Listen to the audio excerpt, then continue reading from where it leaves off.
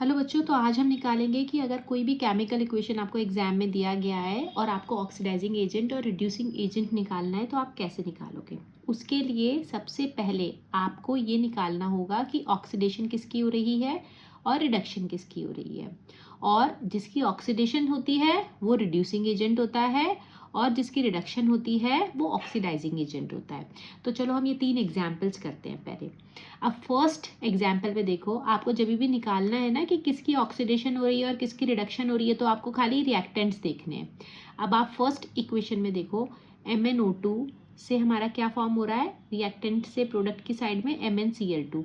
Reactant में हमारा oxygen था, प्रोडक्ट में हमारा ऑक्सीजन नहीं है। इसका मतलब यहाँ से यहाँ क्या हो रहा है, लॉस ऑफ ऑक्सीजन हो रहा है। और लॉस ऑफ ऑक्सीजन क्या होता है हमारा, रिडक्शन। ओके, तो इसका मतलब हमारी यहाँ कौन सी रिएक्शन हो रही है, MnO2 से MnCl2 में हमारा रिडक्शन हो रहा है, MnO2 का रिडक्शन हो रहा है। ओके, अब सेकंड देखो, हमारा रिएक्टेंट क्या है, HCl। यहाँ क्या हो रहा है, HCl से हमारा Cl2 फॉर्म हो रहा है। मतलब हमारा जो हाइड्रोजन पहले रिएक्टेंट में था क्लोरीन के साथ में, अब वो प्रोडक्ट में नहीं है। इसका मतलब क्या हो रहा है, हाइड्रोजन का रिमूवल हो रहा है। और removal of hydrogen is oxidation.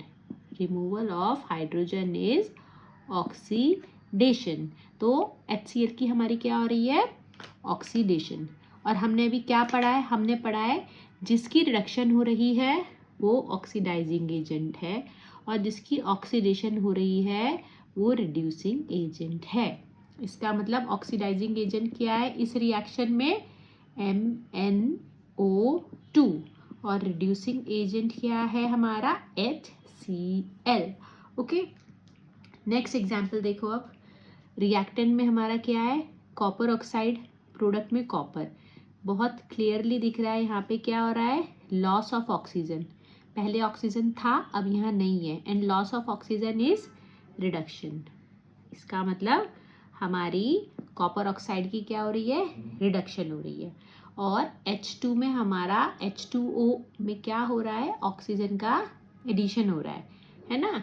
H2 से H2O फॉर्म हो रहा है, ऑक्सीजन ऐड हो रहा है। इसका मतलब ये क्या है, हमारी ऑक्सीडेशन।